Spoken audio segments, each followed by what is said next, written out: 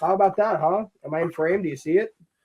Yeah, I thought there was going to be a little bit more of a design on there, though. Well, you see the face? I do a little bit, yeah.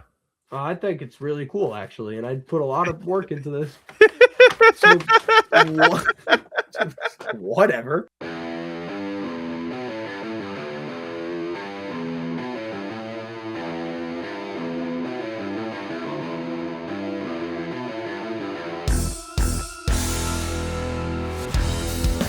Welcome on in to No Good Takes, episode 3. Giuseppe Oliveri, Michael Merlo. We got plenty on the docket to talk about today. The Mets and Yankees both equally suck. Where do we stand on them? We're talking some NFL today. We appreciate a little bit of football in the great month of April. We'll talk some of that with the draft coming up. Islanders out of the playoffs. What else do we have on the schedule? Plenty to talk about. Golf happened. Rory McIlroy, can't wait to bust out the golf knowledge that Mike and I both have. But it's going to be a good episode. Mike, how are we feeling? I feel pretty good. One of those lazy Sundays. We're recording on Sunday. This will be out on Monday, but feeling good, ready to go. Our baseball team stinks. Your other baseball team is terrible as well. So, all right. Okay. That'll be brought up, I think, at some point. So excited to be here. Literally no reason to take a shot at the Rockies right there. There was nothing prompting you to do that at all. But it is what it is. If that's there is though, because on the rundown you sent me, you brought up the Padres are off to a nice start, and you say they swept a team, and then in parentheses said a team not to be named. It was Colorado Rockies. They got swept. Yeah, you know what? I don't want to start Rockies talk, but they fought those first two games. You know how hard it is to get a walk-off grand slam, and then the next night, Gavin Sheets pimps one to the fucking moon, and everyone is chanting "Holy Sheets." You know how hard that is to watch back-to-back nights? Holy Sheets. Yeah, that was... when we get to that, actually, I want to have a conversation about the play-by-play guy for the Padres, but we won't have it now because I don't want to go too off the rails already, so... All right, yeah, let's speaking of off the rails, there's no better place to start than the New York Mets. They've dropped 5 straight, swept by the Athletics at home. They scored a grand total of 6 runs, all came in game 2, shutout in the opening and closing game of the series. And Francisco Lindor, there's no doubt in our mind that he is not a player to watch in the months of March and April. He really heats up around May, but Mike, this one feels different. It does feel different. It's because of the mental lapses we've seen. You see it on the base paths. You've seen it, defensively, where you never really see it with him. I thought the worst one actually was Saturday with the bases loaded early in the game, where he tries to go make a play on a ball that Simeon had the entire time, and there was no way in hell Lindor was ever going to make this play, and he doesn't go cover the bag. I thought that one was the worst. But it's because of these stupid mental lapses that he's currently having right now. And overall, the way he looks on the field, kind of just the vibe you're getting from him, this 100% feels different. I'm a big believer in body language and how you answer questions in the postgame, and it's clear something is off. And I have my speculations. I don't want to play reporter, but you look at years past with Lindor and his struggles in the beginning of the season, he was always being, I hate to use the word captain, but it's going to come up a lot in this conversation. He was acting as like a captain on the field, playing defense still at an elite level. And mental lapses is one thing, Mike. And one time, Keith Rad brought it up the other day on the Mets radio broadcast. One time is already concerning enough.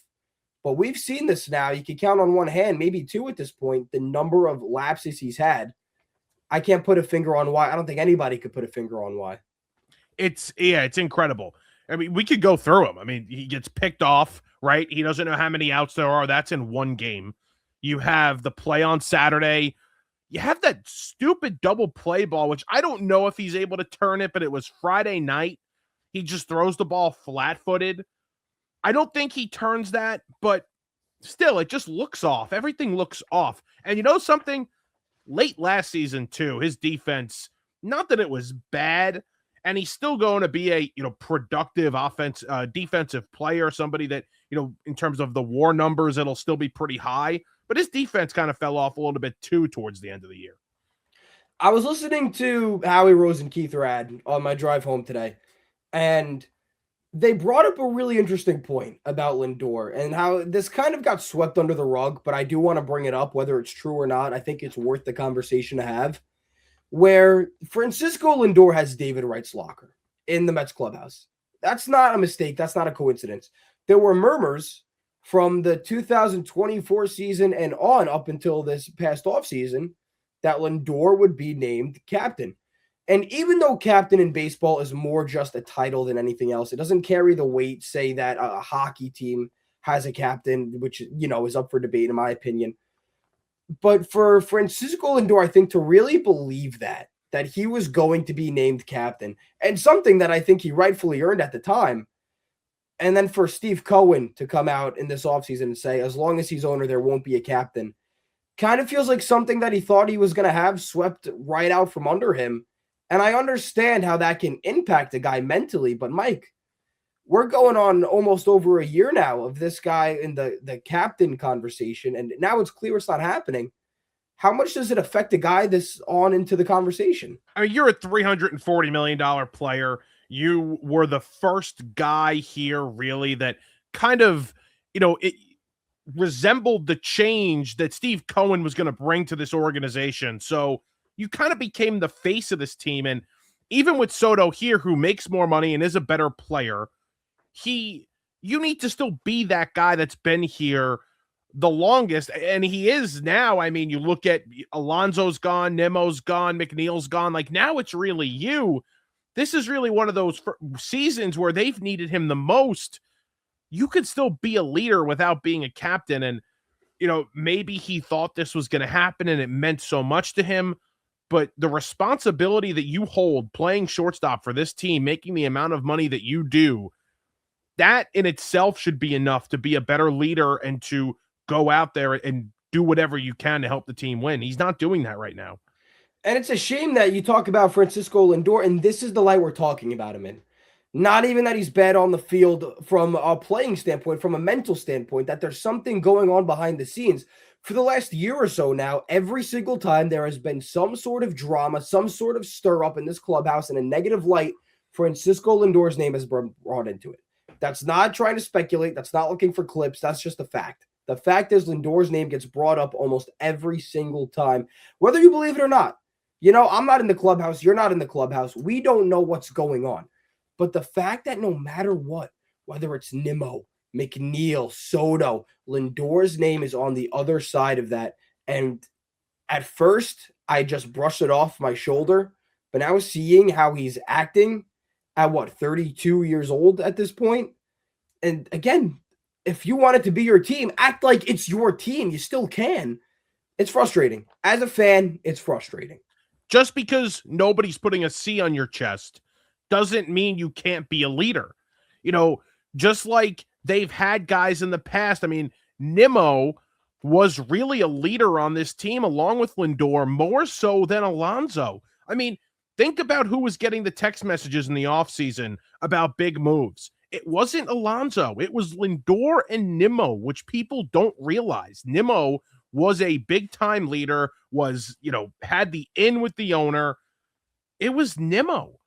Now it's just Lindor. And whether Soto wants to step up or some other veteran wants to step up and be that guy, I don't really think there's anybody, because a lot of these guys are not going to be here unless it's one of the younger guys. Somebody has to do it, but they need some kind of spark in there, man. And another thing, like, these slow starts just get to a point. Like, it's 5 years now, 6 years. Like, it gets to a point with him starting off slow. Well, it was 2022 he didn't have it. I think 2024 he didn't have it, or he did have it. I don't know. 2025 he got off to a decent start, I think. He had big at-bats. It wasn't bad. I don't think it was bad, but it was slow. It was slow. So, speaking of spark, we just got the report after I made the rundown, Mike, and this will come out on Monday morning, so people already know about it. Tommy Pham back in the Mets clubhouse. That feels needed, to say the least. It feels like a very obvious change, and it feels like, yes, it's needed. And the fact that it is needed on April 12th is a massive issue. I was going back and thinking about slow starts in the past, and obviously the one that comes to mind is 2024, right? And for a team that looked lifeless and for a team that looked dead, they needed something to change the trajectory of their season. And in 2024, everybody says Grimace, and I'm sure everybody loves it and it's great, but it was really Jose Iglesias, right? Iglesias was this veteran presence that everybody loved, and he was also entertaining as hell and hit the crap out of the baseball when he came up. Now I think they're trying to bring some sort of spark, maybe not in like this energetic way, but a wake your ass up, because we all know what Tommy Pham said about this core of players, more so the McNeil, Lindor, Alonso core, when he was here after he left in 2023, about how they don't work and their work ethic isn't the same as others that I've seen. Is this the Mets saying we need to wake our asses up, not just by play, but preparation and the way our body language looks on the field? You know what? I'm okay with that being a conversation in April.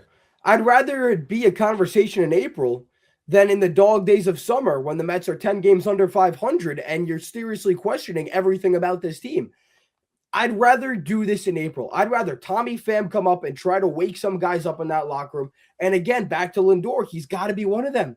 He hasn't been that vocal leader we've seen on the field in years past, even when he's off to slower starts. He seems totally checked out. And I'm sorry, but for a guy who's making $300+ million, a guy who has been selected to be the face of the Mets, I mean, before Soto, now you can have that conversation. There's no room to feel sorry for yourself in New York. There's no room to feel sorry for yourself when you are picked to be one of the teams to take out the Dodgers in the National League. This team was completely revamped. I don't know if they would have been revamped if they made the postseason last year, but the fact is they didn't. The fact is there was serious change needed, and with Lindor's contract, you were never going to move him. But either way, he's a face of the New York Mets. At a time, he was the heartbeat of the New York Mets as well. So I'm sorry, dude. I can't feel bad for you in this spot.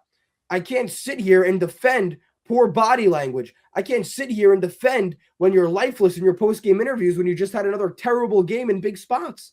So when Tommy Pham comes up, I hope he wakes them up. I hope he lights a fire under all their asses that they haven't felt in a long time, because what they can't keep on preaching positivity. They can't keep on preaching this team is too good and too talented to be this bad for this long.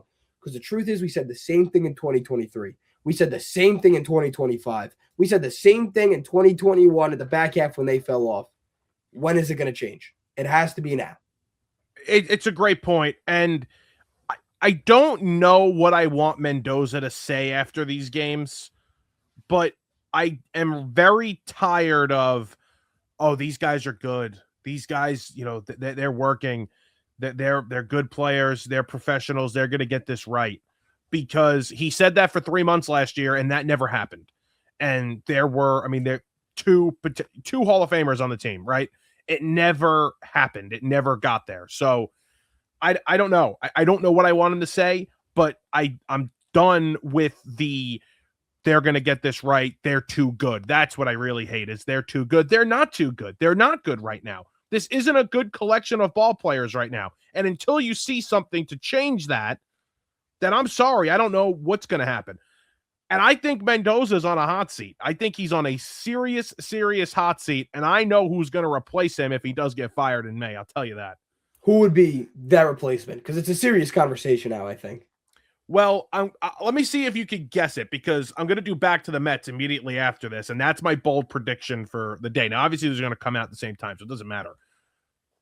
But tell me, and if you don't know the coaching staff off the top of your head, it's not a big deal, because I'll tell you right now, there isn't anybody on the current coaching staff that could take the reins as the manager. Nobody's had the experience, okay? Okay, so there's somebody out there, though, who doesn't have a job. I wouldn't say out there. He's not out there. He is currently employed. Do you want JD Martinez to be the next manager of the New York Mets? That was close, but okay. No. Okay. Who else is it? And it's not a member of the coaching staff. You know, it is not. It's not a member of this current coaching staff. Okay. Who the hell could it be? Are they in AAA, or is this like behind the scenes guy? This is a front office guy. He's a front office guy. I might be blanked here. I'm going to put a hand up and say I don't know the front office like that to give you an answer. They're retiring his number in September. I think Carlos Beltran is the next manager of the New York Mets. If you're getting to, May and they're really not playing well and guys are down in the dumps and there's no energy and they're lifeless, I think Beltran, and I think would work and I would sign off on it and I'd be okay with it. But that's who would come in and manage the team, I think. It would be a second stint as the Mets manager too. Yes, it would be. There you go. And this isn't a guy, right? Like I just mentioned how there's nobody on the current coaching staff that has managerial experience. Beltran technically doesn't have any either. But from everything you had heard about Carlos Beltran when he was a player, this was a guy that was destined to be a manager in baseball. He was, he was tagged that, especially when he was a veteran. So I think it's Beltran. I think there's no better options out there because you're damned if you do, you're damned if you don't. Because I think the Mendoza conversation is getting very serious, and not just because of the bad start, Mike. Like you could say the bad start and go and scapegoat a manager, and I know Mets fans do that all the time. I'm sure a lot of other fans do that all the time. But we got told that Brett Beatty was going to be a serious member of this team, and he's only getting starts against righties. We're seeing Carson Bench start over Brett Beatty. I know that's for defensive purposes. But now you're contradicting yourself because you still have Bichette over at third and you stick Beatty in right field and call it a day. And he had a bad misplay the other day as well. I think that you need to seriously lock in what this team's defensive identity is going to be. I get the run prevention conversation. I know things change. I'm not mad about that. Okay, I understand that you have to pivot to Bo Bichette. And Jorge Polanco's a short-term option that you're not even putting at first anymore because he's hurt. But I mean, seriously, I think you're just starting the wrong guys time and time again. And another thing here, Jared Young had a good series against the San Francisco Giants. I'm not saying he's a bad ball player, but does that really prompt him to be the 3-hitter every time you see a righty against another team? Yeah, it's a good point with Young. He had been playing well. And what I didn't like is he did play incredibly well all week in St. Louis. He obviously had the great game Easter Sunday, and then he doesn't start for like 2 or 3 days there, which I didn't really understand. I think he's confused. I don't think he knows what this team is supposed to be. I think that's exactly the issue. I don't think they don't have an identity. He was trying to figure that identity out in spring training, and he still hasn't figured out what the identity of this ball club's going to be. I thought after game 1, this was going to be a pesky offense that's going to take great at-bats, and they're going to put the ball in play, and they're going to make you make mistakes, and they're going to hit the ball hard, and they'll hit some homers. They got guys that can hit for power, but that was the thought. Now I don't know. I don't think he knows what the identity of this team is. And in a weird way, I can't even blame him. I mean, I'd like for a manager of an MLB team to have a grasp of what his team's identity is, especially entering year 3. But look, dude, Stearns didn't do him any favors. Okay, I get the analytics, but I'm still not going to sit here and call for Stearns' head. But you got to figure it out eventually, man. You can't just preach these analytics and tell me to believe in what you're saying, because clearly it's not translating to a good product on a field. But it's like offensively too, and then you brought it up a little bit, but Mendoza's in a bad spot defensively as well because he's playing a guy out of position at third. He's playing either somebody who has actually been surprisingly good at first or somebody that's never played first in Vientos and Polanco. Now you've got Benj. Benj has not done a good job defensively. I know he made the great play in center field today to save 2 runs, but he's taking bad routes to balls. He had a misplay on Friday night on a single turned into a double. He has not been good out there. Playing Beatty in right, playing Beatty at first, out of position, Jared Young at first. I mean, he's got guys everywhere, and that's got to be stressful for a manager when you don't trust if the ball's hit to a certain spot of the field. Yeah, I mean, I've said it in the past on No Good Takes. I'll say it again. Marcus Semien screwed so much up for this team. If you didn't go out and trade Nimmo for Semien, you can easily slot Bichette at second. Beatty can continue playing third and be an everyday guy. And all of a sudden, this is not a insanely complicated conversation. Semien is such a clog on this team. They need Semien to. The problem is they need Semien to produce somewhat on offense. You know, like when you traded him for Nimmo, you knew what you were getting back. You knew you were getting an aging player that was probably on the decline offensively, but was much better defensively at his position. You needed something offensively still. You needed something, and they're not getting that right now. If you need to just cut ties with Semien in year one, you're admitting a mistake that he's never going to admit. How about that? Yeah. And he hasn't admitted mistakes in the past. He still looks at last year as run prevention being the problem and not the god-awful rotation that we built. He doesn't blame the rotation. He doesn't blame the analytics. He blames the defense. And now the defense is a guy who's never played third base before, who is already a bad infielder to begin with, and a guy who's never played first before. And when he's hurt, another guy who barely has ever played first. That's the solution. It's not good. You know what? I've tried to defend Stearns for so long, and I don't think I can anymore. I really don't think I can. And by the way, Freddie, I mean, I know he ends up getting through 6 today, and I know, he only gave up the 1 run, but it's a stressful 6 innings, and doesn't feel like he's ever going to get through 5. I mean, he doesn't feel like he's going to get through 5, let alone 6, and he got through 6 today on Sunday, which was shocking, but I don't know what to make of that trade. And he's not coming back. I mean, there's no chance in hell Freddie Peralta's a Met past the season, by the way. So for anybody, I know a lot of fans are upset with the trade. There's no chance he comes back.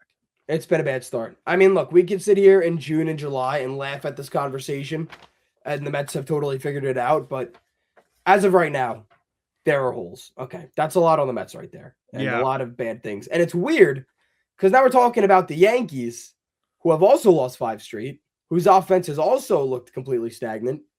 But we are not going to overreact nearly as much as we just did about the Mets, because the Yankees, unlike the Mets, their problems are strictly on the field. There's nothing behind the scenes. Yes, I'm not concerned about the Yankees. There's 2 things I'm slightly concerned about. One of them is the left side of that infield. I mean, Jesus Christ, McMahon is terrible. Yeah. And Jose Caballero can't hit water in the ocean. So, they're nice. Caballero's a nice bench piece. He can't start every day. But who's his replacement, right? Volpe comes back. So you still have an issue on the left side of the infield, especially offensively. Well, really just specifically offensively. And McMahon, like, what do? You're paying McMahon, I think, $16 million this year. So who's going to be your third baseman? I have no clue. So there's holes at the bottom, and the bullpen's a little sketchy, but I do like Bednar. But they're going to be fine. They pitch so well. And, Judge hit a home run on Sunday, but he really hasn't gotten going yet.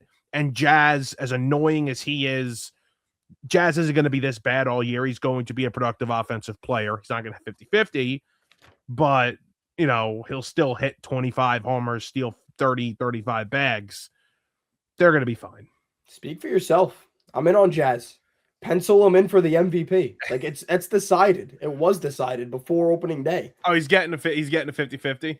60-60 maybe, even. Okay. He's really close. The second he gets hot, man, look out for Jazz Chisholm, okay? No, but look, I'm a little more concerned about the Yankees than you, I think, because I think the Yankees have a lot of good guys that just can't be everyday starters. McMahon doesn't bring you anything with the bat. Even when he heats up, how much is he really going to get going? Like, great job by the Rockies not to bring him back. Again, they know what he's never going to get going. That's the problem with McMahon. He stinks. He's just not a good offensive player. No, but he's great defensively. And again, Caballero. I said it before the season. Yankees fans are going to get sick of Caballero really quick. He's not an everyday guy. Neither is Anthony Volpe. But maybe if you split their time at shortstop, they become half-season guys. And who knows? Maybe they find a little more production there. But I think the Trent Grisham train has really left. The Yankees still have a problem offensively behind the plate. I know Austin Wells is a great defender. And I think for the catching position, he's a little above average of what you would expect back there. But I look around the Yankees lineup, and the good hitters are going to be great. Judge, Rice, Jazz when he gets going, Bellinger when he gets going. But the drop-off is a serious problem on this team. Yeah, well, I think Wells stinks, but he's not as bad as the left side of the infield. I'm not even going to call them by name. They're just going to be Volpe, McMahon, and Caballero are just going to be the left side of the infield, okay? You have Rice hitting, and he's been great. Stanton has gotten off to a nice start. You look at Bellinger, you know Bellinger's going to produce. You know Jazz is going to produce, and you know Judge going to be. That's 5 guys right there. So now you get to the, okay, where's Trent? What's Trent doing? And yeah, that certainly Yankee fans and baseball fans around the league had some questions about whether or not he would be able to even come close to what he did in 2025, let alone repeat it. We're seeing that now. He's been terrible. How far can he get? How good can he be? Because he's really just going to be the bridge to the bottom, and that's the most important thing for them. Doesn't have to be what he did last year, but can you have a 750 OPS and a 20 home runs? That's really what they're looking for. But even tomorrow, as of when the recording comes out, the fact that Austin Wells got into a 1-0 count in Game 3 against the Rays with the tying run on second base, and the Rays intentionally walked him in a 1-0 count to get to Ryan McMahon. You saw the same thing the other day with Boone, how he botched the pinch hitting, and he trusts Randall Grichuk to come up in another big spot. And Grichuk went down on 4 pitches? Like, that's a problem. It's not the fact of the matter is I know that the top end talent will be fine on this Yankees team. It's just the bottom of the lineup. There's no bridge, like you said. It's either you're going to produce or you're going to be a liability in this lineup. And I don't see a higher ceiling than that for the bottom of the lineup guys so far. How about our guys? How about our guy Ahmed? He's incredible. He's great. Make him the everyday shortstop. He was for a time with those New York Mets. You can't do that though, because now what he's doing off the bench and playing a couple of times a week goes away because he's not that good of a player and he'll be exposed. So they have to play it right. And I also don't know, is he even capable of playing short defensively anymore? Of course he is. He's no, Rosario. I don't think he is. I don't know the last time he played. Does he play short for them? I don't even know the answer to that. I think he plays third. Now these days. Doesn't matter. Hey, if you can make a throw from third, you can make a throw from short. Okay? Simple as that. He's played in the outfield. I mean, at least last year when the Yankees traded for him. He's so good. He's so incredible. He's been great. He's been great for them. Las Vegas 51's legend, Ahmed Rosario. Don't forget when that was a thing. Can you believe that like a Major League Baseball team had their AAA affiliate a 6-hour flight away across the country? Like, how is that possible? Like, how bad of an organization were we for that? Well, don't say were. I think we can say are still as of right now. Well, I mean, at least the AAA team is in Syracuse now. A little bit closer. We like that. A little bit, just a little bit closer. That's much better. It's going to be way easier for Benj when he gets sent down to go to Syracuse instead of Vegas. It's going to be way easier for him. What else do we have with the Yankees? Yeah, but let's go through like the panic meter of the Yankees right now, and we'll see just with the lineup in general. Panic meter with Judge and Bellinger. I'll put them together because that's a pretty like simple answer. A 0. Yeah, they'll be fine. How much are you panicking on Wells? I don't like Wells, so I don't know if I'm panicking. I know what Austin Wells is at this point. Panic meter on Trent Grisham. It would be like a 6 or a 7, like the meme. I think something along those lines. I've had you on No Good Takes twice now, and both times you've made some sort of 6-7 joke or reference. I can't not say it. It's really bad. Really, really bad. I'm 25 years old. This isn't good. It's not good. We gotta grow up. You don't even like work around kids or anything like that where they still do it. This is just you. Well, my friends do it too. Like we'll just say we've stopped doing this. Okay. And it's more of, oh my God, like the meme, like making fun of people that still do it. Ryan McMahon, panic meter. A 10. I mean, he's unplayable and they're playing him. You know what? Excuse me. I take that back. Left side of the infield. Panic Thank you. Meter. I'm sorry I used their name. A 10 because now they have to bring back Anthony Volpe into this mess. That might be a good thing. Maybe he's here to stay. Maybe. It's the Volpe. Who knows? It could be. Last thing here on the Yankees. I find it so funny That and Aaron Boone was on Talking Yanks the other day, and they asked him about is he excited to return to the Trop, and he was like, excited is definitely not the word. I mean, you want to talk about a house of horrors. Yep. When the Yankees go to the Trop, it is just bullshittery after bullshittery. Insane. It's incredible. I actually forgot to I didn't even realize they were going there this weekend. And usually, like, I'll, crack jokes with, my friends that are Yankee fans, like, oh, enjoy the Trop this weekend. Because the Mets played there in 2024. I think we either got swept or they lost the series. And they definitely lost it. They might have got swept. And I remember saying, I went to my friend JM, I said, I get it. If we had to play here, whatever it is, 7 times a year, I'd want to shoot myself. So I feel your pain. So I didn't even realize they were going there this weekend, and I forgot to text them. And then you look at this, and they get swept. It's incredible. You ready for this, Mike? And I was reading this on Twitter, and this is the funniest stat I've ever seen. The Yankees against the Rays that went to extras in the bottom of the 10th inning. They had 2 hits, and the combined 2 hits went for a grand total of 13 feet. And that was enough for the Rays to win. It was a bunt and a little infield chopper. It's insane. It's the Trop. It's the Trop. That's Trop magic right there. That hurts. Did you see the play with Jazz? Yeah, I saw that. Where he didn't know, like, the rules of the double play.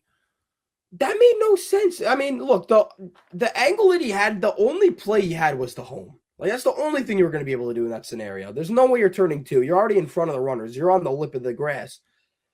And he bobbled it and, like, turned back and was trying to tag the runner. He wanted to try and double him up, tag the runner, then go to first. That's what he wanted to do.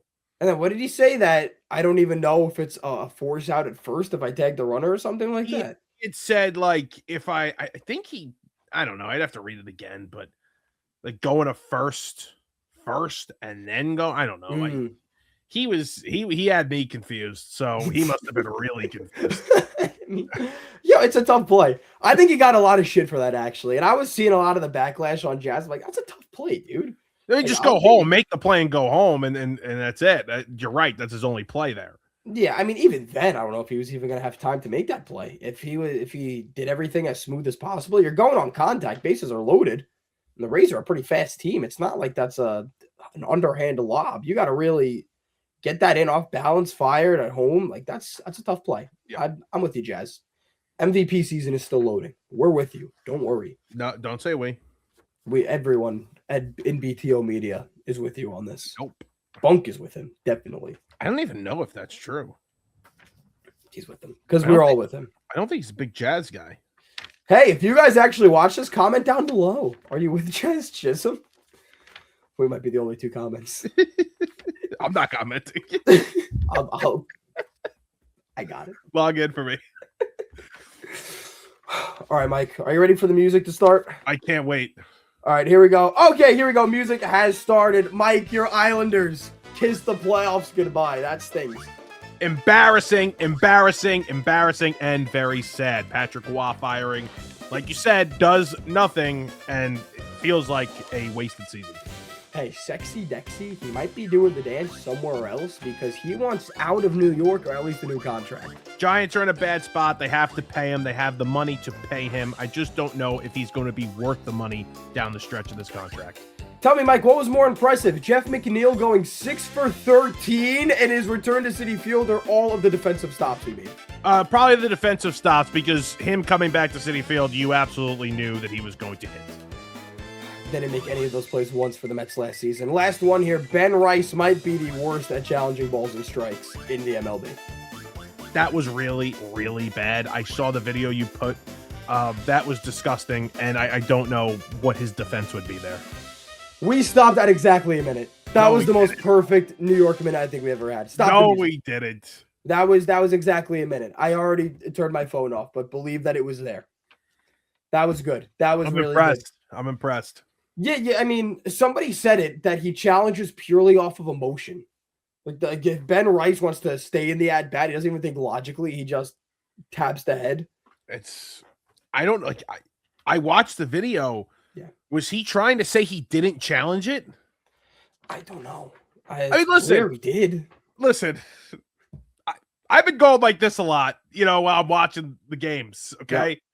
Like maybe he's doing that too. Like he's watching he's in the dugout, he's going like this, and he just sees something close, and he's just like, oh no, maybe it was just like instinct. I don't know.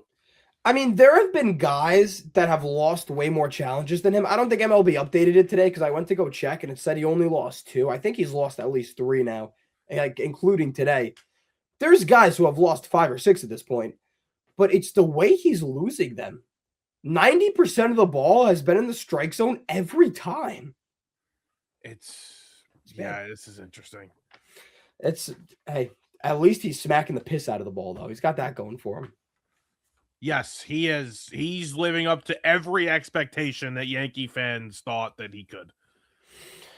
All right, all-around conversation. Mike, our guy, Rory McIlroy, the Masters champion. I'm sure you watched every single stroke that he had. What did you think of his game? I actually watched a little bit today. Oh, really? That might be the most shocking thing you've heard in a while. I actually watched a little bit today. It was because I put money on Scotty Scheffler, but so I was trying to follow it through a little bit. But Rory, good for him. It's funny how he went so long without winning one, and now he comes back and wins back to back. It's super impressive. Not a great call from Nance at the end, but it was done. It was all wrapped up, and it was an easy putt. So I don't know what I was expecting. Yeah. Last year's call was so great. Well, the emotion of last year was insane. It's different, obviously, but the moment with his family runs up, that was cool. So good for Rory. He has no issues in his life whatsoever, and everything is perfect. And he plays golf for a living, and he's really good. And his wife's smoking hot, so everything's great. He is the 4th player ever in the history of the Masters to win back-to-back years. How about that journalism right there for you? Oh, yeah. There we go. Attention. I'm Mr. Golf. I didn't watch a single day of the Masters, by the way. I'm going to put that out there right now. No disrespect to the Masters. I can't watch golf. I can play golf. Not good, but I can play it. Like, I enjoy playing it. Can't watch. I was pretty disappointed to find out that it ended today. For as hyped up as the Masters is, I thought this was going to be like a week-long event, and it was over already. Well, you're 21, correct? I am. You'll be 22 in July. That's correct. You've followed sports for, how long? As long as I can remember. You don't know that the Masters is only 4 days? I was pretty disappointed to figure that out. Like maybe even last year, right? Like Masters 4 days. Like, what are we doing? It's the biggest event in golf, and it's 4 days? Make this a week long. It should be a week long. The Super Bowl is 1 game, 4 hours. So if you keep on playing these guys, they're all going to have extensive brain surgery by the end of Game 7. Okay, a baseball, the World Series is 7 games. This is for 3 hours. This is 4 days of nonstop golf for 8 hours? Today was 8 hours. Pathetic. Shouldn't even count it as a Masters win. Okay. You shouldn't be allowed to win the Masters if it's not at least a week long played. There's my no good take. Get it off early. This is terrible. I know it is terrible. Can't believe they don't play a week. Oh my god, man. Fuck, dude. But good for Rory. That's 5 major championships for him now. And I saw the post on CBS, and it was 2025, 2026, and you had to swipe through like over a decade to get to his first what's the word I just used? Major championships. Big drought there for Rory. But he got there. He did it. Major championships. These are new words. Yeah, because again, we're big golf guys and big journalists, and I'm happy that we were able to put our brains to the test there. Proud of us for that. Yes. Okay, a little bit of baseball here. Astros. I don't know what the hell happened to them. They have lost, I think they lost 8 straight. Or no, it's 7 straight. They lost 7 straight. They started 6-3. They're now under 500. But who cares about that? Because Yordan Alvarez is insane. Like, insanely good. And I don't know how nobody had this guy to win AL MVP in the beginning of the year. He was really bad last year, and a lot of it had to do with the injuries that he suffered early. But it's a good point. It is a good point. He was great in 24. Obviously, he's come back. He's ripping and roaring.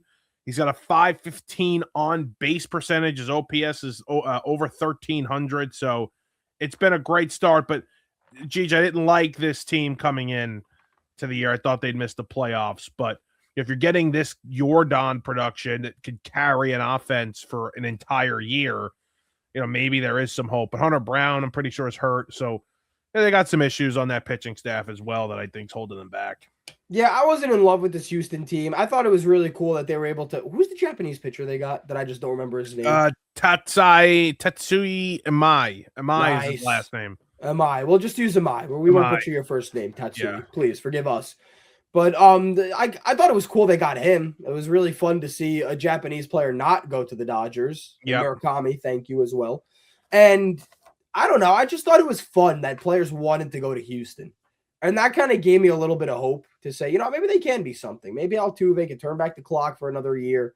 Maybe Jordan Alvarez does his thing. Shame on you, the listener, for not choosing Jordan Alvarez as your American League MVP. I didn't either, but I'm going to pretend I did. And I don't know. I thought there was something there. I mean, I'll be wrong. Again, it's only April. And not according to my calendar, though. You can't read it, but it still says March. I haven't changed that yet. Why don't we change that? Laziness thing. I just don't want to get to it. Yeah, right. I got nothing important coming up, so it just stays there. Gotcha. But yeah, Alvarez has been amazing. He finished third in MVP voting in 2022, which I think everybody forgets. I forgot until I looked it up. 24 was another really good year for him. I mean, he hasn't played more than 147 games in a season yet in his career, but if he can stay healthy and on the field, and again, he's a DH, so you got to hope that it's easier than if he was playing the field. Right. He could put up alien numbers, which is something that everybody knew he could do, but now that he's actually doing it, it's a shock. No, this is a 50 home run guy, with a potential for a decently high batting average. Yeah, he could be that special. Yeah, how's Bobby Witt doing, by the way? I meant to look at his numbers, but I haven't heard his name once this season. I don't think very good. Yep. Bobby I'm going to take a look now. Judge. Who cares? It's Jordan Alvarez. He's not. He doesn't even have a homer yet. 5 RBIs. That's 5 more than the Mets shortstop. And a 654 OPS. Yeah, that's what are you going to do? So I took it off for the rundown, Mike, but you brought it up. So we'll talk about the Padres. And you did take it off. Wow. Okay. Because I decided let's not talk about the Rockies and their struggles in San Diego. But I'm cool to talk about it because we did tease them. And if we're anything on this show, we're honest. And we promise Rockies journalism coming to you right now. Bad series for the Rockies in San Diego. That hurts. Yeah, so I saw the walk-off homers and I've seen Mason Miller, but I haven't seen anything Rocks related that I think I could actually talk about. But the Padres, listen, when you have a weapon like that, the back end of that bullpen, I mean, just literally when you have no chance of hitting him, you're going to win a lot of games. And, I had serious concerns about their starting pitching, and I still do. They're hitting. Things are flowing right now. I don't know if they're a playoff team, though, but it may shake up that way. Remember when the Athletics were talking about making Mason Miller a starter? Yes. Could you imagine that? He hit 104.5 the other day. His arm would be in shambles after a start. Yeah, I mean, he wouldn't be able to throw this hard, right? But he'd still run into issues because he is going to have the occasional, here's 102, bang. Yeah, I mean, he's incredible. By hands down, the best closer in the league. The guy is ridiculous. I mean, if I'm in the box, and my buddy brought this up the other day, he said, if I'm in the box against Mason Miller, I'm sitting slider the whole time, which I don't think you could do to a guy who throws 103 consistently. But if I'm sitting slider the whole time and hoping I get lucky on one, okay, here's 105 to the hands. Good luck. It's scary. Right. It's scary. Could you imagine getting in the box against him? Could I ask to be subbed out? Do you think an MLB manager would be okay with that if I said I'm okay? Yeah, I don't think so. I don't think that would go over well, to be honest with you. I wouldn't even swing. I'm not going to embarrass myself. Maybe I'll lean into one, take one for the team, and be out for the whole season. Christ. I mean, in a big spot. That would literally put you in the hospital. Here comes 105 for Mason Miller. And I got the C flap right here. See that? That's me stepping over the plate. Here okay. And you're dodging out of the way. No, I'm jumping into it to get on Oh, base. right. Yeah. That's what I'm doing. Sure. Yeah, because I'll die for my team. For the Rocks. Dude, if they put me in a purple and black jersey and said go wear 105 for Mason Miller, you got it. Done. You're a psychopath. Did you see the Rockies fans all shirtless in the stands? I did see that. I did see that. That's good. You know, the team fan bonding. Love that. Nothing better than shirtless dudes at a baseball game. Yes. We could put that on a shirt. I think that would sell well. That's for BTO Media merch. Yes. We'll get Buck on that. We'll get Buck on that. Oh, that's what I wanted to say. This came before earlier, and this is a little comparison for the Mets and Rockies right now. Rockies fans, terrible. Haven't anything to cheer for in a while. You didn't hear that from me. And they're waving their shirts in April, shirtless. At least 50 of those guys. Good for them. Yeah. Steve Cohen tweeting out, hey guys, we gave you free tickets because we moved the game up on you, and only 58% of you guys showed up. Two things, Steve. Let me tell you. First of all, it changed the time on us. I didn't buy a ticket for a 3 o'clock game. I bought a ticket for a 7 o'clock game or 4 o'clock, whatever it was. So, no, I can't make it now. I have work. Two, don't complain about your fans not showing up to Citi Field when the product is god-awful and you want to go be a Twitter warrior. That's my two things on Steve Cohen. So this is why I'm on Steve Cohen's side, okay? If you had a ticket to the game, and I've had this happen. If you had a ticket to the game, the ticket was in the game that they moved. The ticket was in your MLB Ballpark app, and if you could not go, you would go on the Mets website and you would exchange it for an equal value ticket on another night, right? So what I mean by that is you probably can't go see the Braves or the Yankees or somebody like that, right? You go and exchange it. What they did was something extra. They said, there's probably not going to be many people at this game, so let's give out free tickets for the game separately to us giving the fans vouchers for the game they can no longer go to if they're working and they can't make the 4 o'clock game. It was a completely separate thing of you moving your ticket because you can't go. And you know what? I got to say, he did a nice thing, free ticket giveaway. I would have been pissed off too. I really would have been. He did do a nice thing. But again, I'm not going to do a nice thing and then wave it over your face. Like, I get it, man, but it's the middle of the day. And I'm not calling out of work. I'm not asking my boss to leave early because Steve Cohen told me to come to the Mets game. But today. then don't put in for the free ticket. I think it was that. I think it was that. I thought it was only the free ticket. Oh no, but you said it's off of. It was separate of the people. It was separate of the people that had tickets to the game. If Hold you on, and Steve, me, I'm with you. Okay. If you and me bought tickets to Tuesday's game and it got moved, and I bought the ticket, I would go on the website and I would just move it to 2 weeks from now when they're playing the Rockies. When the Rockies come into town in 2 weeks, we're gonna go to the Tuesday night game against the Rockies instead. Are we?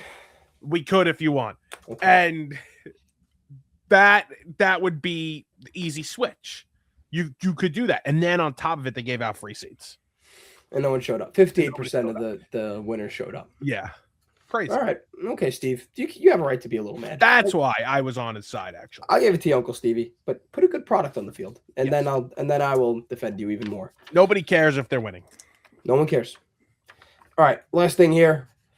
Dexter Lawrence. I do want to talk about this. I know it's a bit of old news now, and it's kind of died down a little bit until something happens, but the Dexter Lawrence situation is really, really weird. I thought you were gonna have something there. Period. Done. No comma. Yes, I agree with you. You know, he signed a very team-friendly deal. When he signed that deal, I think it was after the 2022 season or 23.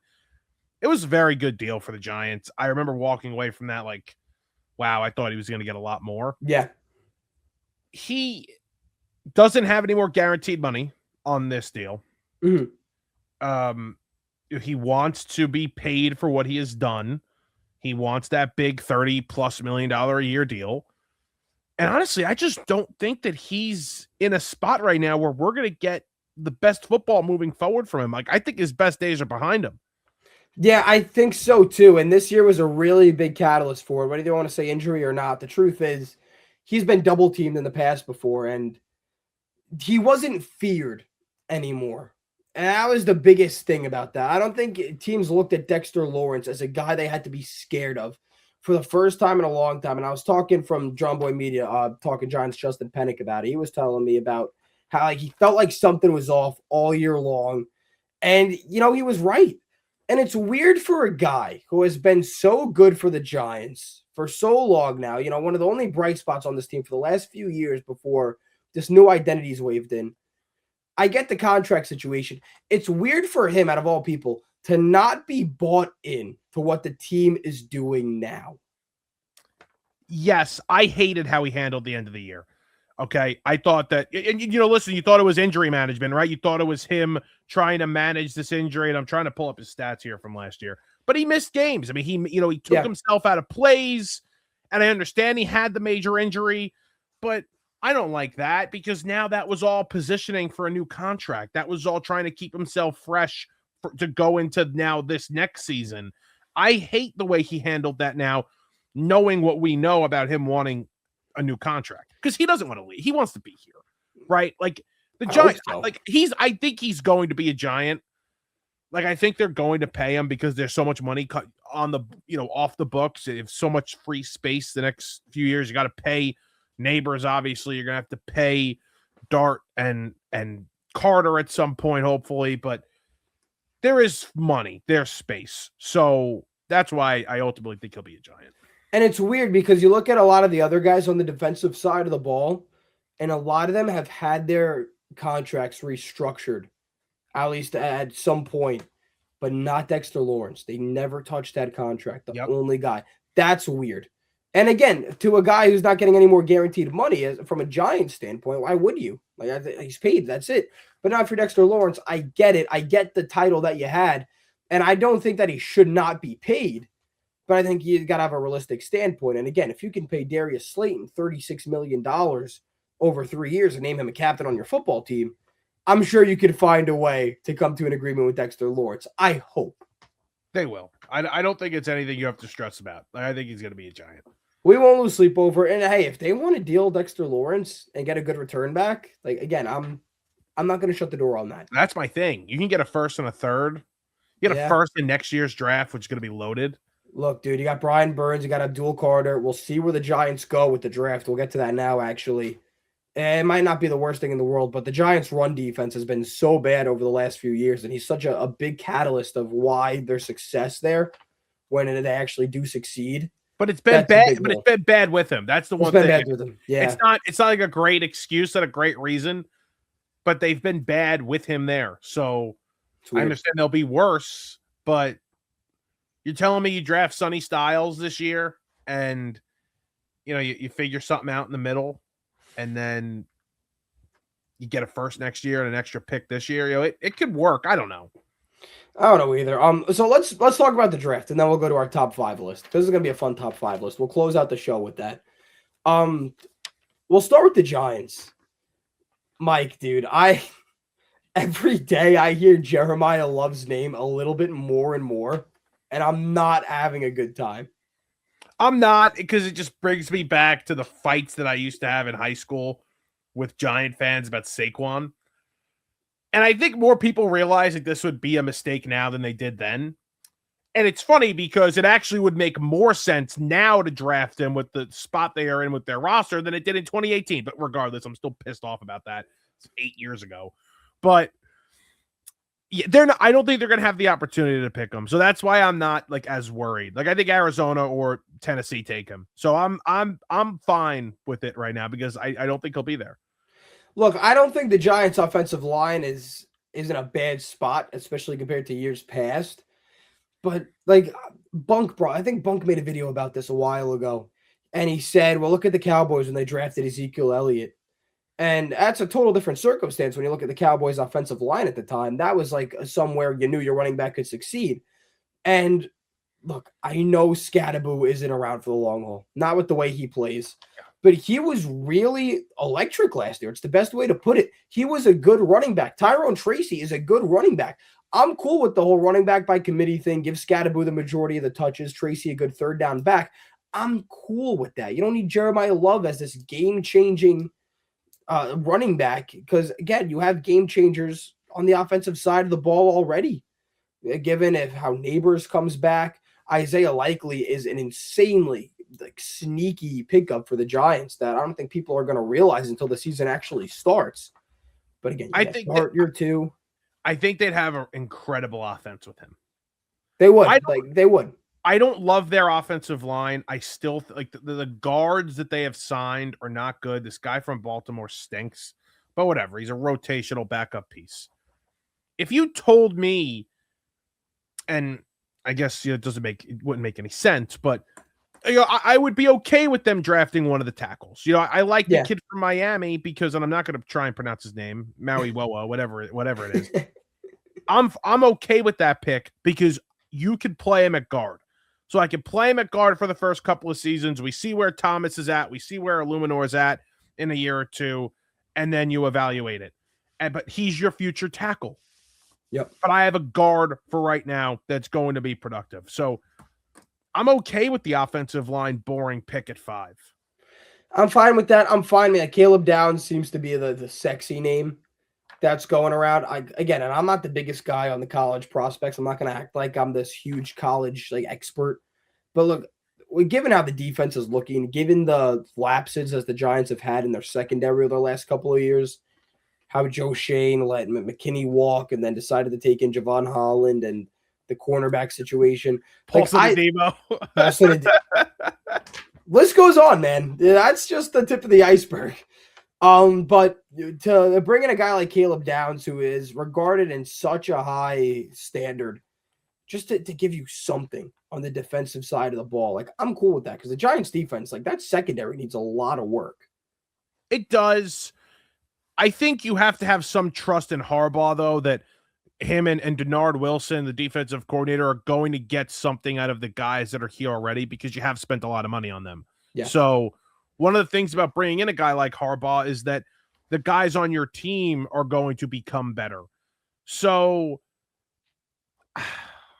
I understand. If he views Love as a Hall of Fame player, a gold jacket kind of player, take him.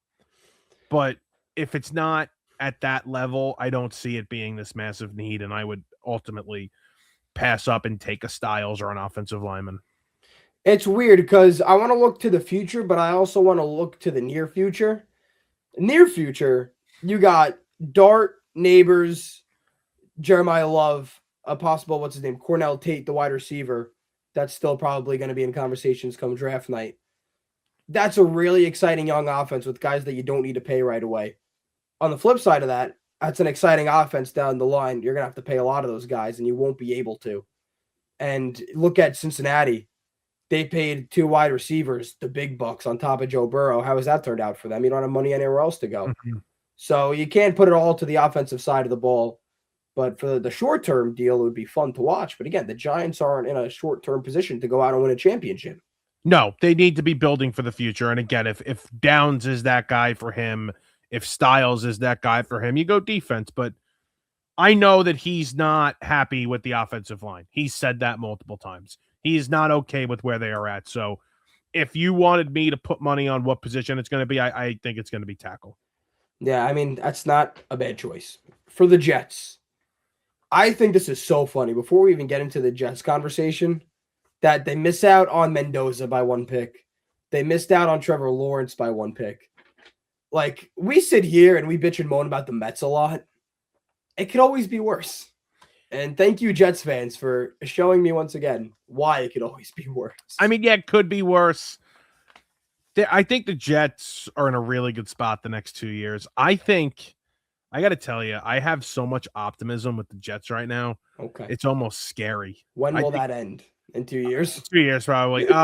Muji's great. I think Muji's going to nail this draft, although I'm getting a little concerned with pick number 2, because you have all these reports that they're very interested in David Bailey from Texas Tech.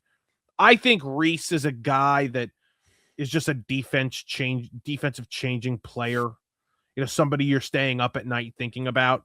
I think Bailey could get to the quarterback and be a good pass rusher, but I don't know if he's this all-around great player that Reese will be. So for me, the pick is Reese, but they're seriously considering Bailey here, and I don't know. It almost feels like wherever they go, it's like whoever you don't take is going to be that guy. Like for me, that's what it feels like. That's just the history of the Jets. That just feels like wherever you go, you went the wrong way. But that's you. You're not in the Muji is going to change the future, could be the president and fix our country camp. Wow, he's held in that high of a regard. I think if you are able to fix like certain franchises, so we could come up with the list. This should actually be the list today. If you could fix like the Jets, we could throw the Sabres in there because they just broke their playoff drought. The Rockies and basketball. I don't know. The Pelicans. If you could fix those, the Nets, go Brooklyn Nets. Okay. If you could fix those three franchises and make them championship contenders for 5 years, I think that you should be elected president of the United States. Automatically. No vote. No vote. You No should vote. be president of the United States. If you are consistently getting those 4 teams, 3 of them just so happen to be in the New York State, by the way. If you could get those teams consistently winning, I think that you should be president of the United States because that's more impressive than anything a president's ever done. Wow. Those are wise words for Michael Merlo right there, everybody. This is an American patriot doing what American patriots do and calling out when no one has the balls to call out. That's my no good take. That's your no good take. We both had our no good takes before. Good thing I have another one lined up. That's my no good take for today. All right. Let's get to Ty Simpson real quick, and then we'll get to our actual draft. But that's a fun draft. Teams that if you're able to fix, you should be elected president. We'll do that video. We'll do that video next week. We'll do that. Stay tuned. We're previewing. We're gonna do that video next week. All right, Ty Simpson. Are you in or out or him? I'm kind of in on Ty Simpson. I don't know if I should be or not. I think he's a project, but he has the traits. He has the physical ability. I'd love to see a Sean McVay get his hands on him. I think those kinds of spots make sense. Maybe McCarthy takes a shot on him if he could get him in the 20s there. But, a team like the Jets should not take Ty Simpson. A team like the Cardinals should not take Ty Simpson. A team that is in desperate need of a quarterback right now should not be looking to draft him. So he was the best quarterback for the first half of the season in college football. There's no doubt about it. He was going to be the number 1 overall pick. And then he got hurt. I think he was sick too. Just had a couple of issues mid-season, and it all went downhill. Not only for him, though, but for the entire team. And that Alabama team, one thing I do have to say, they weren't the most talented team of all time. The coaching wasn't great. So I think, he had some issues at Bama.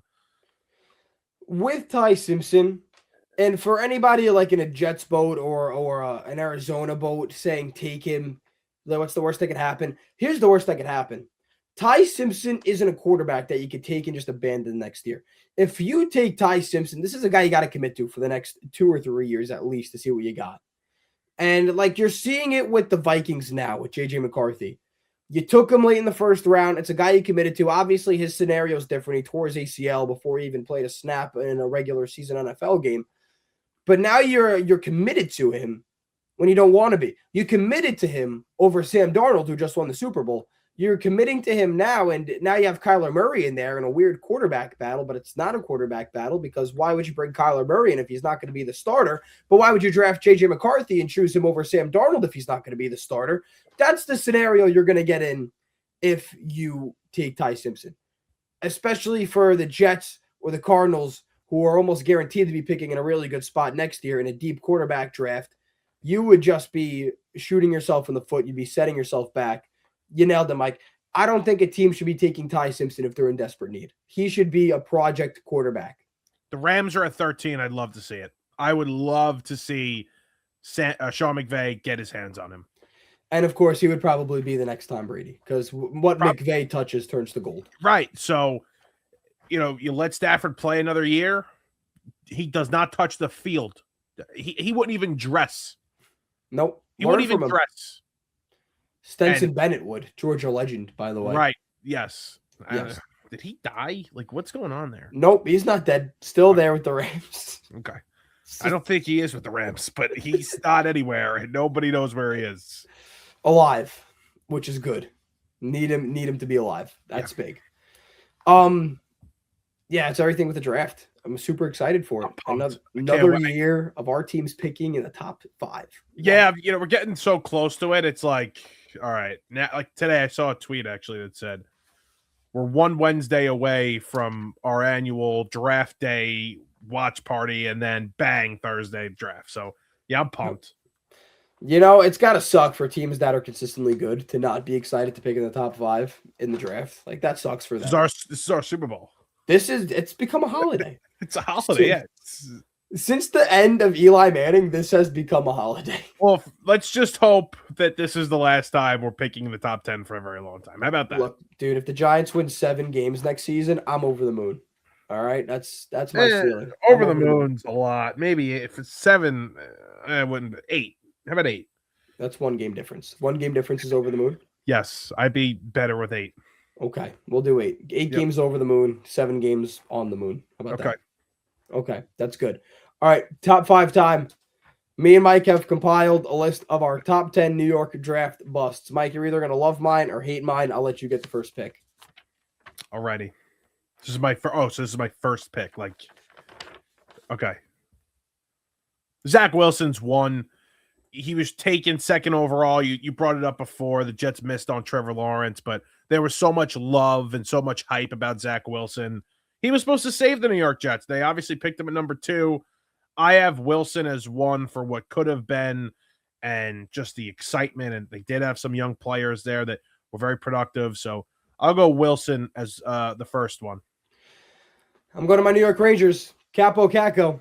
Total, complete bust. And you know how you knew he was a bust? He made a video after he got drafted. It's him in New York City and, barely speaks any English. He's Finnish. And he has his phone out in front of him and he's like, just got to New York. Wow, what a nice city. What are you doing, man? Don't make the video. It's all right. You didn't have to make it. And the guy's no confidence. I don't even know if he's doing good in Seattle or not. But all I know is he didn't do good in New York. So big bust there. Whoa.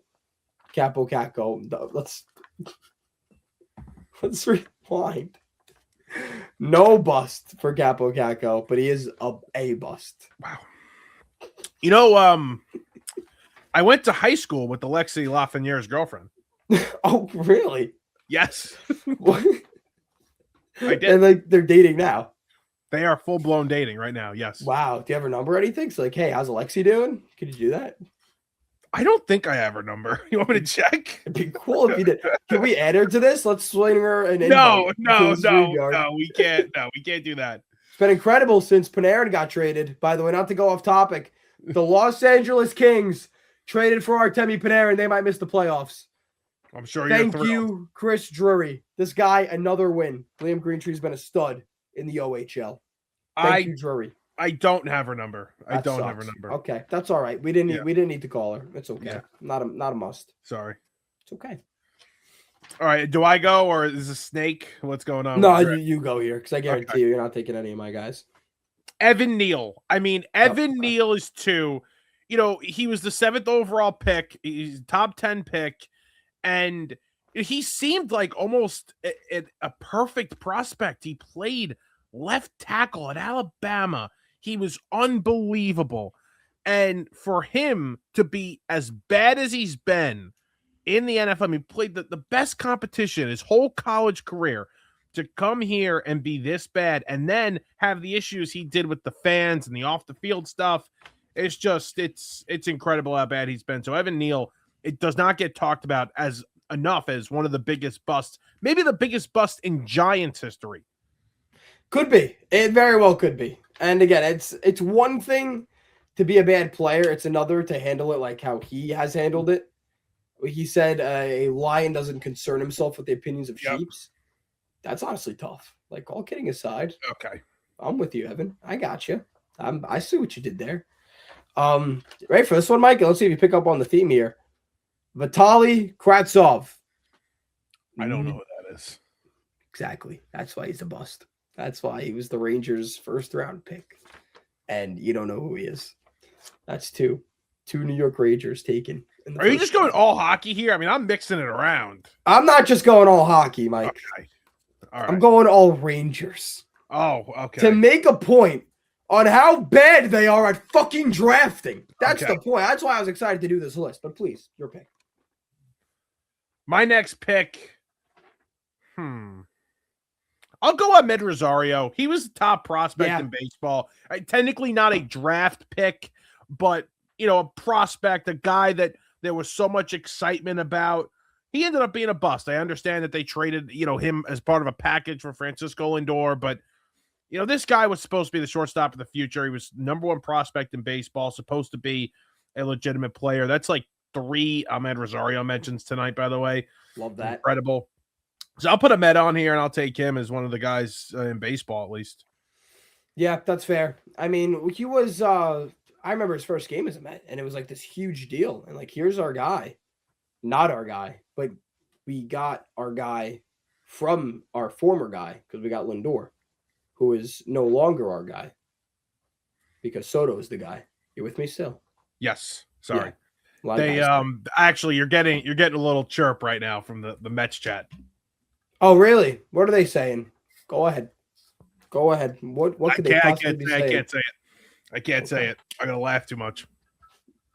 I'm not saying another word on this podcast until you say it. They were just like, where are you? And I was like, oh, we're running a little long. And Bunk said, he wanted to hop in on the Mets chat, and Scott said he wanted to kill you. So, Tell Scott to stay in his little corner and back to the Mets. Go make the thumbnail, Scott. That's all you're good for, Scott. Come on, man. Wants to kill me? Wants to kill me? Stay in your corner, Scott. Elias Anderson, next pick. Another New York Ranger, total bust. Fun story about Elias Anderson. He won a silver medal. You know what he did with that silver medal after he won it? He sold it. He threw it over the boards because he was so pissed off that he won silver. Okay. And now a random fan has a silver medal. Good for him. Would you sell that? Yeah, for that, I don't know. It was like a random loser tournament. I would sell that. Okay. If it was like an Olympic gold, Olympic silver. No, I would keep that forever. And what I would if it's say your that second one? You're saying that. Oh, you're saying if I won a silver medal? Yeah. Oh, I thought you were saying if he threw it over and I caught it, like just in the stands. No, I would never sell any kind of medal that I got. Okay. In anything, unless there's like a really bad story behind it. Okay. Like my teammate died on the ice, and that's the reason we got silver. Then I would probably get rid of it. Okay. So yeah, that's Elias Anderson. That's 3 Rangers, by the way.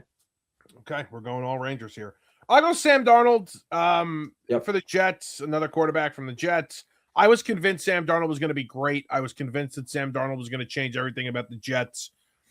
And I think I don't know if it hurts or helps the fact that he's really good now and just won a Super Bowl. So maybe you could jump in and help me there. But the draft pick for the Jets obviously was a terrible one because it did not work out. Not good. Maybe at the time it was the right pick, but I guess that makes it more of a bust because, it's like he was your guy.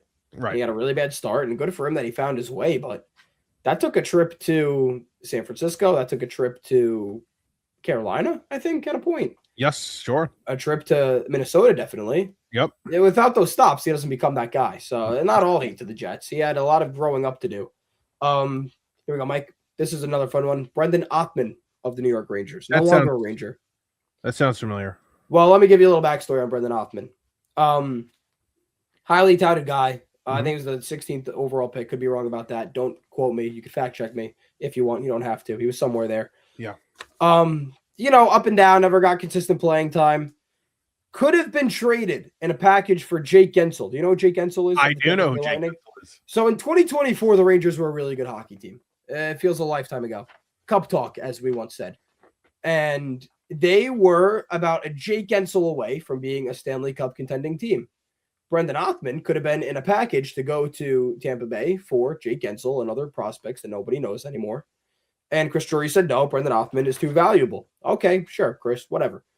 This year, he got traded to the Calgary Flames for a guy who I don't think has played for the Rangers yet. So that's a bust if I've ever seen one. Cup talk dead. Cub Talk's dead for my Rangers and your Islanders. Yes. Thank you for reminding me. It hurts. All right. I'm going to go with my last pick, Frank Ntilikina. Wow. 2017 NBA draft. He was the 8th overall Okay. pick. I'll just read a couple of names that were drafted after him. Mhm. Zach Collins is a pretty good player. Malik Monk, Luke Kennard, Donovan Mitchell. Yeah, I know Donovan Mitchell. Bam Adebayo. Yeah, I know Bam. Okay, great. John Collins was a good player. Jared Allen, OG Anunoby, Yep. Kyle Kuzma, Derek White, and Josh Hart all drafted after Mr. Frank Ntilikina, who was a terrible NBA player. There you go. Thank you, Phil Jackson. Frank Ntilikina, one of the biggest busts in New York draft history. I'm out of Rangers, Mike. There's only 4 first-round picks I could find in the last decade that sucked this bad. So where will you go now? We'll go to Eli Apple because I think he deserves a shout-out on this podcast. Eli Apple's terrible. And what's funnier is that he left the Giants and was still terrible. Yes. And he almost won a Super Bowl. Yes. A lot of Giants, you could say. Kadarius Toney, can you count him? He was picked early enough to be considered a bust. Yeah, I think the trade back was just the biggest mistake in the history of the Giants. Yep, that was bad. Tay Banks. Yeah. Tay Banks was a bad. Oh, I have a funny thing about Tay Banks, actually. Some Giant was on a live stream after the Giants beat the Commanders in 2020. Yeah. When was Tay Banks drafted? 2023. So, yeah. Giants beat the Commanders, and Tay Banks was on the live stream, and he said that 17 played today in regards to Terry McLaurin because Tay Banks locked down Terry McLaurin then. And after that, I don't think he had one good play ever again. Mm-hmm. So that's my list. Just any Giants cornerback taken, I think. Yeah, it's not good. So maybe we should stay away from corner this year then. We definitely could think about it. It's the JH era. Everything's different. Everything's different. And Joe Shane is still totally on board with this. I think we're good here. All right. Time for the end. So, Scott, you can shut up or we'll get you back to the Mets in just a second. God, man. Can you believe he said he wanted me to die? He said he wanted to kill me. It was exactly I'll read the exact message. Here we go. Now I'm interested. He said, I'm going to kill Giuseppe. Full name, by the way. Yep. Okay. Yeah. How do you spell it? Do you spell it right? Giuseppe. Do you think he spelled it right? Don't ask me. I can't spell anything. Let's see. We've been cousins for 21 years now. I think you could tell me if you spelled it right or not. I can't. I literally can't. If it does not come up on autocorrect, I don't spell your name right. He spelled it right. He got it right. Good. Scott. I don't spell your name right unless it comes up on autocorrect. No good takes, Mike. What do you got for us?